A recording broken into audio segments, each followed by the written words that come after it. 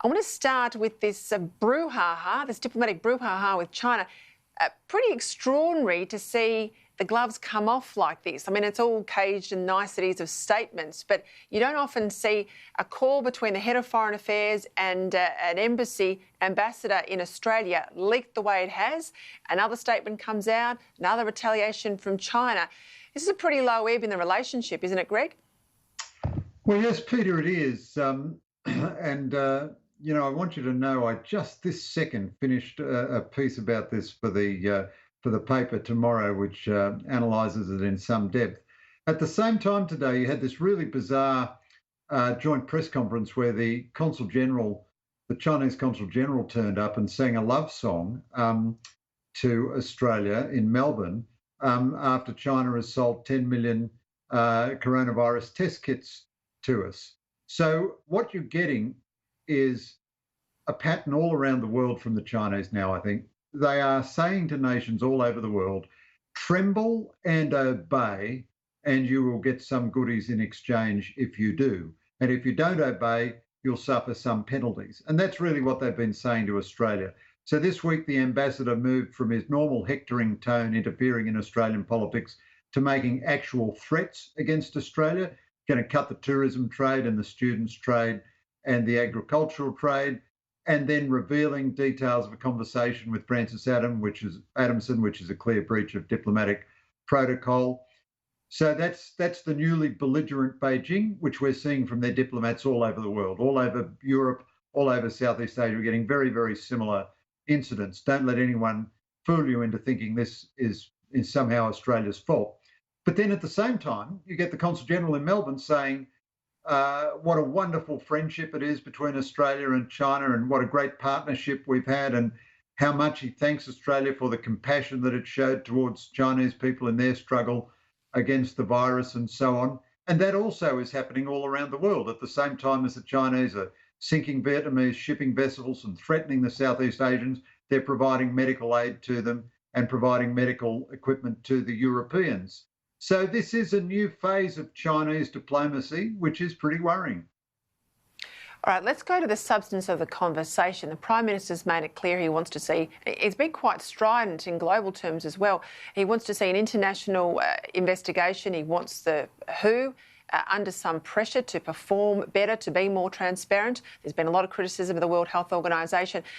The ambassador claims that Francis Adamson, this is the Secretary of DFAT, sort of put that inquiry on the back burner a little bit. Now, she didn't actually deny that today, but she said she wouldn't get into a diplomatic tit for tat. The Prime Minister restated his strong push for an independent inquiry. I note today someone very well regarded in the China sort of sphere in Australia, Warwick Smith, has resigned as the government's chairman of the National Foundation for Australia-China Relations. There's a lot of criticism about the lack of visibility of the Foreign Affairs Minister, Senator Marise Payne. Where do you see all of this sitting? Is the diplomatic service and all the other arms of the government on the same page as perhaps Prime Minister? Yes, I think they are on the whole, Peter. I don't think we want to take the Chinese evaluation of our policy as reality. Francis Adamson is an extremely capable person, even on the basis of what the Chinese ambassador alleges she said. All she apparently said was, now may not be the moment to initiate the inquiry. Well, Scott Morrison and Marise Payne have said that themselves. It might, you know, there are a lot of countries still desperately trying to cope with the pandemic.